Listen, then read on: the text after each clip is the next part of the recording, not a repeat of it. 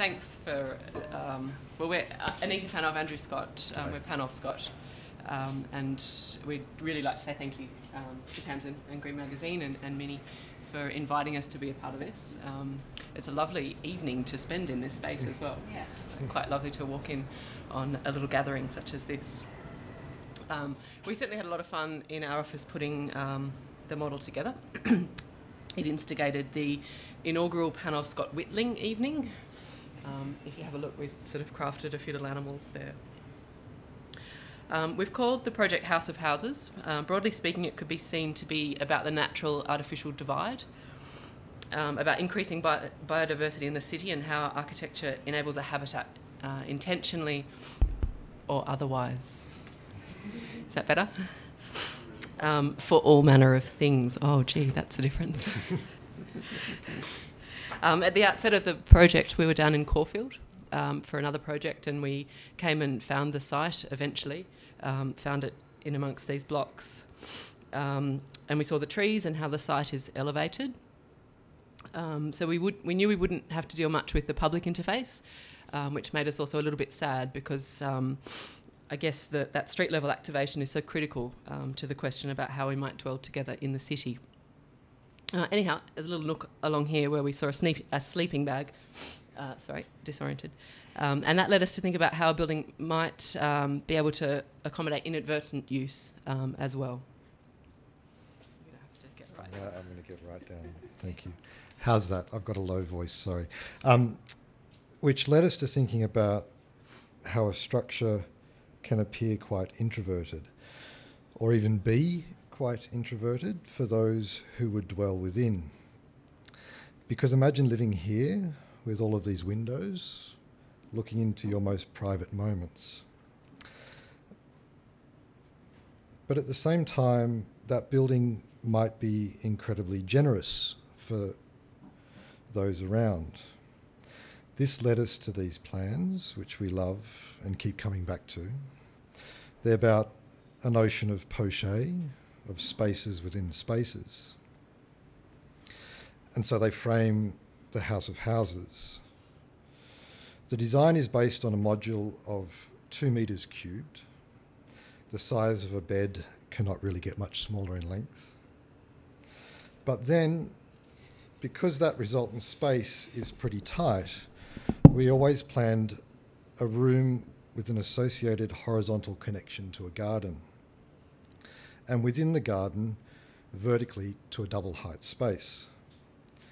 This gives the rooms flexibility and connectivity within the house as a whole. You can see here the typical resulting relationship. This allowed us to make openings in the external facades really quite small and always offset from the spaces they serve, so as to enable very limited direct line of sight, which is important for a sense of freedom within. Is this still me? Yeah. Then there are the other houses. We're willfully misappropriating Rem's quote from the other day because it suits our thesis. Can you read it? For architects, the 21st century will be one in which we can no longer assume that our buildings will only be for human clients. In isolation, this is quite profound. It could go 2 ways. It could go forwards towards the accommodation of artificial intelligence, or backwards to the preservation of the flora and fauna of the natural systems which have supported our development.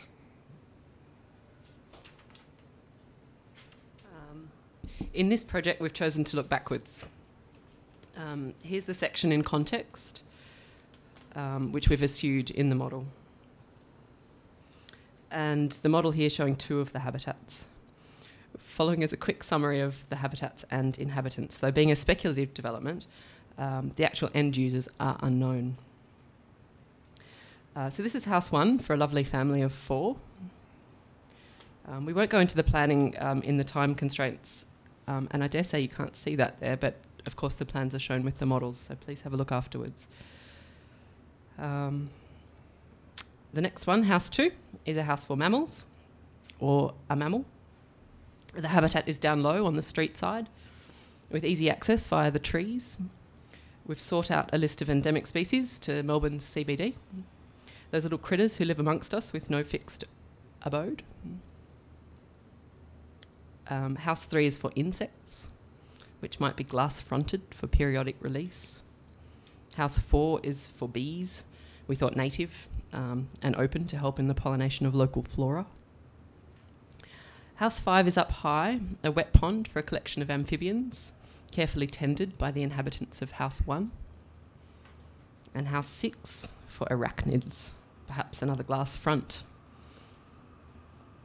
House 7, and the final house is for the birds, way up top. The notion of the home as a castle is prevalent in Australian society.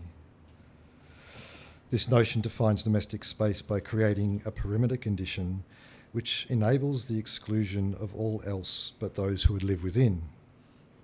There are exceptions to this rule of exclusion, being instances in which people are invited within, guests, domesticated animals, pets, and cultivated landscapes, gardens. Our observation is that as the population increases and is intensified in urban environments, the exclusionary condition is amplified, perhaps even to the extent that there is little common space left to support natural systems. This project suggests for us perhaps a more altruistic way of establishing a castle, one which acknowledges that humans must once again engage more immediately in the stewardship of the natural systems around us. And finally, this is a little close-up of one of the habitats. Thank you.